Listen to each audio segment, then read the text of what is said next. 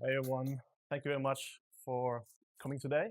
And if my clicker works, this is my talk, Toxic Developers and You. Let's jump straight into it. First things first, I am not working in HR. There we go. I'm not a manager or a team lead of some description. I haven't studied behavioral science, and I am not a mental health specialist. I'm also not perfect. And here's what I am, though.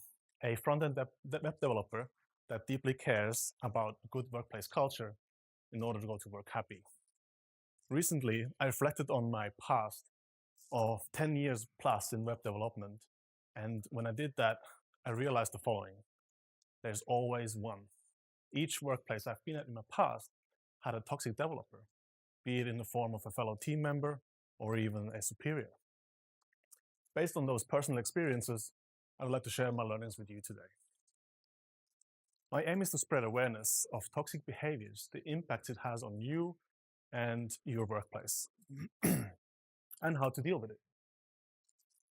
I want to provide you some strategies and healthier ways to respond in order to create change. So, what is a toxic developer? Toxicity, by definition, means the quality, state, or relative degree of something being poisonous. But there are actually a lot of different traits that a toxic developer can have. And some of them actually might surprise you. So let's explore a few of them. As you can see, there's a lot of different traits up here, and together we can probably come up with many more that could put up there. But what I would like to highlight is that any of those traits, individually and in small doses, does not necessarily make a toxic developer. However, someone who exhibits many of these traits, or to an extreme level, is more likely to have a toxic effect on others. Given this, we have learned that toxic developers come in all shapes and sizes. To expand on this a little bit, I would like to introduce you to some of them. First up is Alice. Alice is missing regularly. Come Monday morning, you can almost bet that there will be an email in your inbox from Alice saying, she won't be in that day. Then when she is in on those days and you walk past her desk, you will notice that she has social media websites open and is clearly not working as much as anyone else in the office is. And yet she's got something to say about anything that's going on in the office, even though it's not even part of her responsibility. However, when it comes to getting the actual work done, Alice isn't around. So imagine this going on week after week after week and nothing changes. Clearly, Alice's lack of motivation is having an impact on you as well. Next up is Bob. Bob does an amazing job at pointing out even the most minor negative things in someone's pull requests and someone else's code, even when the person that put up the pull request is clearly still learning. And also, Bob rarely offers any real constructive feedback on someone else's code or pointers to information where people can find out how to do things right. Over time, people in your team or in your organization may actually become afraid of putting up pull requests because they're afraid of the backlash that might occur, like the comments raining down on them. When discussing work, Bob doesn't like to hear other people's ideas and thinks that his ideas are the only way forward. If a project heads into a direction that Bob doesn't like, he may actually stop contributing or become emotional. Yet, you notice that Bob doesn't seem to treat everyone the same. His approach to people seems to differ depending on whether or not they agree with them. The next person, and the last one I would like to introduce you to is Charlie. Charlie is a manager. When you have a meeting with Charlie to discuss some ideas and improvements that you had to make your product that you're working on better, he seems dismissive and doesn't really want to hear you out. He thinks your ideas are either too hard to implement or are just not going to work. But a week later, you find out that Charlie had a meeting with his bosses where he clearly sold your ideas as his own. and suddenly he gets all the praise for it as well. You put it down as a once-off, maybe forget about it for a while, but then you find out that he has done that thing where he saw his idea, someone else's ideas multiple times with other people's ideas in the organization. So now you're no longer sure if you should be spending time thinking of improvements or better ways of doing stuff in your application. As you can see, a lot of these traits are quite connected to each other. And lost my thread. But before we move on, I'd like to quickly mention that I chose those names purely to make it easy for me to remember and refer back to them. It's hard to distinguish the behaviors of a toxic developer and someone who simply disagrees with you or someone else on your team.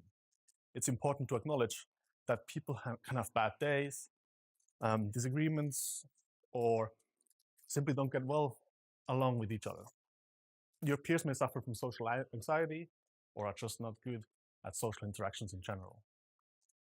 Over time, you will discover that there is a certain pattern, or that it actually just was a once-off situation. So it's super important to remember that difficult developers are not necessarily toxic developers. So how might you be affected by a toxic developer? For example, when you start to self-sacrifice.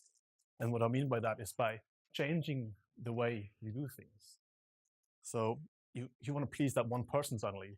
You start changing the way you write code, even though you think that's the bad way, but you just don't want to have an argument with them. You may change the way you do things and also avoid conflict with them. You resort to flattery. You just want to maintain that peace with that person, even if it negatively impacts you and your work. You rather spend another extra hour trying to find a solution rather than talking to this one person that may know the answer. And that obviously goes to doubting yourself and your abilities. Maybe you aren't as good as you think you thought it would be, and maybe this other person is better than you, even though you have been doing this for many, many years. And it goes further where you start to feel like, maybe I should leave my job. Why am I still here? Why should I be working with this person? Maybe it's easier for me to quit and just move on and just don't want to deal with that person. Your mental health may start to deteriorate, and think about going home after a long day at work and maybe a bunch of arguments online, and you have trouble falling asleep. So this person is on your mind constantly. You have trouble falling asleep. The next morning, you have a lack of concentration because you're tired. That leads to a lack or a loss of efficiency. Think about when you drive to work in the morning and you may start to think, okay, how long is it going to take until I have to talk to someone about the stuff? How long is it going to take until this person says something on my pull request? You can become fearful of a person, scared even, potentially to the point where your body goes into kind of state of war just by driving to work and thinking about that one person. It's kind of a form of PTSD. And you may feel stressed out in general, even though there's no project deadline or a heavy workload at the moment. You may notice changes in your environment too. So think about a busy lunch room. You have lunch with your team. There's a lively conversation happening. This one person enters the room. People start to pack up and leave and go back to the desks. Think about team chats, Slack, for example. A toxic developer says something, no one responds, no one reacts. Or people just ignore them completely and have a different discussion altogether. Think about emails unanswered and pull requests without comments because they just do everything to avoid having to deal with a toxic developer. And it's not just you. Someone else may start to tiptoe around a certain person where they treat them differently than someone else because they just, again, want to avoid having to deal with the person and make them feel good about themselves. And the same thing as well as inconsistent behavior, where someone in your team may treat another person in the team different than you, or someone in your team is treating people outside the team different than the people inside the team. Now, if you are in a leader managerial role, think what this does to your teams and their productivity.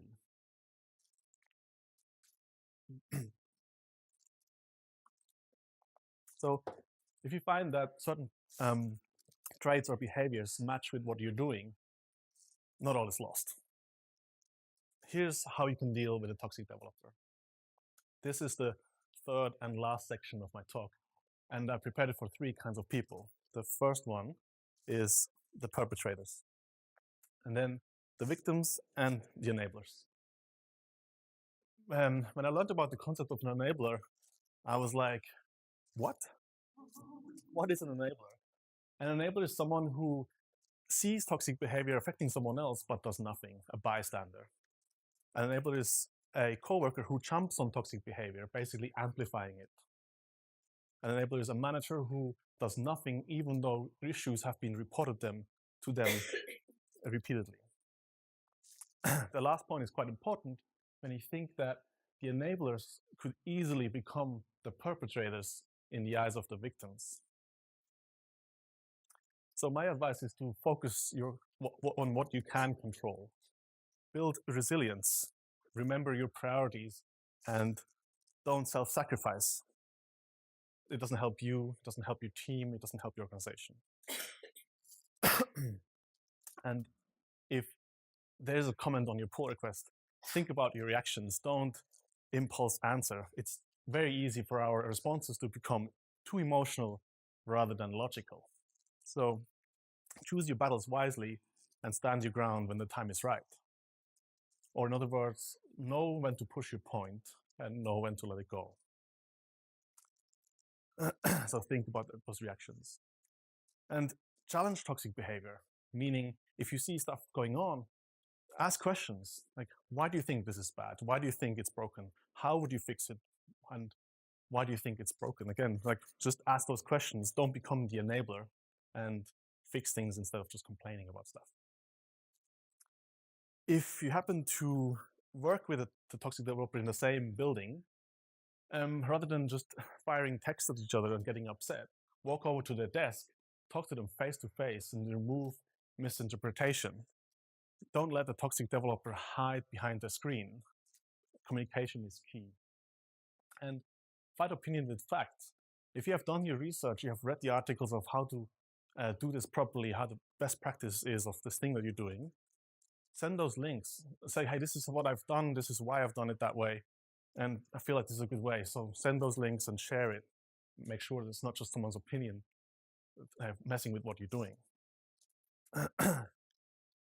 And very important also, stick with your passion. Don't let anyone else's insecurities mess with that passion. Self-care is key.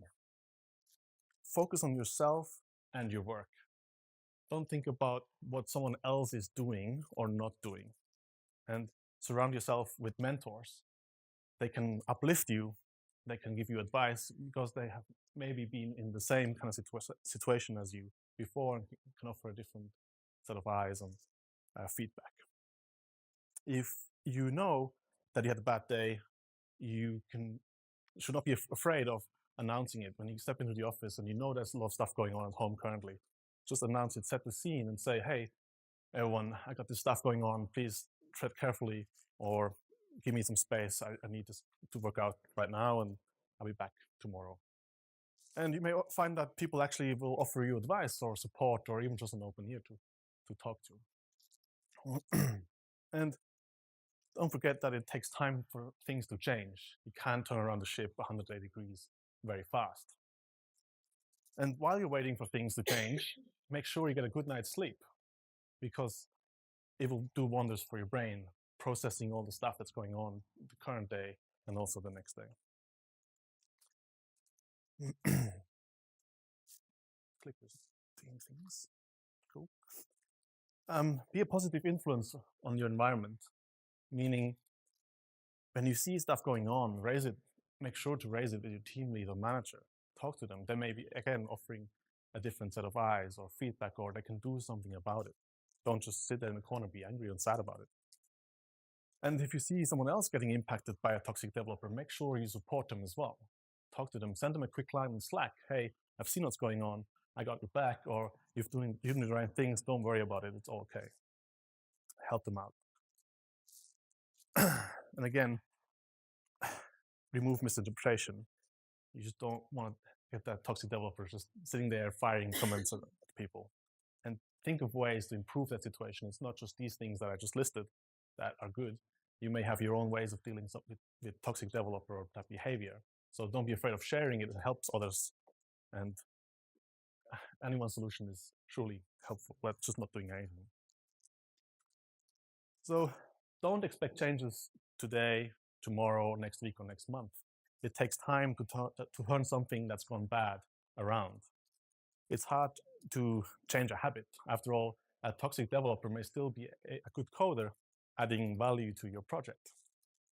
It's important to have good self-care, manage and monitor your own behaviors, because that's what you actually can control. We can all take responsibility in pointing and finding out toxic behaviors in our organizations. It's not just HR or management that can deal with them. It's the people who work closest to the toxic developer that are affected the most.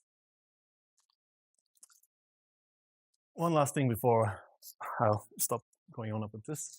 I don't mean to create an angry mob by giving this talk. That doesn't solve anything. I want to raise awareness. Then awareness gives us power. Talking about it makes us feel less alone. So please, please, please be nice to each other. Thanks for listening.